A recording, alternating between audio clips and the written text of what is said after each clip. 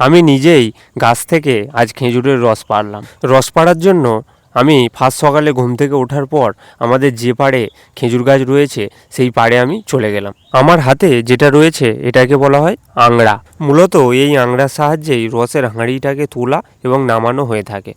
প্রথমেই আমি আংড়াটাকে আমার কোমরে ভালোভাবে বেঁধে নিই। তারপর আমি আস্তে আস্তে খেজুর গাছে উঠতে থাকি। গাছে উঠতে আমার একটু সমস্যাই হচ্ছিল। আসলে আমি তো আমার বাবার মতো অতটা পারদর্শী নয় গাছে ওঠাতে। যদিও আমার বাবা নিজেই বলেছিল যে রসটা আমি নামিয়ে দিই, কিন্তু আমি বাবাকে বললাম যে বাবা না, আজকে আমি রসটা নামাই। রসের হাঁড়িটা খুলে নিয়ে নিচে নামছিলাম আর মনে মনে খুশি হচ্ছিলাম এটা ভেবে যে এই বছর আজ প্রথম রস খাওয়া হবে। যদিও আমাদের বাড়ির পাশে প্রায় 1 মাস আগে থেকেই খেজুরের রস পাওয়া যাচ্ছিল, তবুও আমাদের নিজেদের গাছের জিনিস আর বাইরে থেকে কেনা দুটোর মধ্যে তফাৎ আছে, তাই নয় কি? বাড়িতে রসের হাঁড়িটা আনার পর প্রথমেই 1 গ্লাস ছেঁকে রেখে দেওয়া হয় ঠাকুরের জন্য। বাকি যতটুকু থাকে সেই টোকায় আমরা সবাই বাড়িতে ভাগ করে খেয়ে নিই। তো আজকের মতো এইটুকুই। দেখা হচ্ছে পরের কোনো এক ভিডিওতে।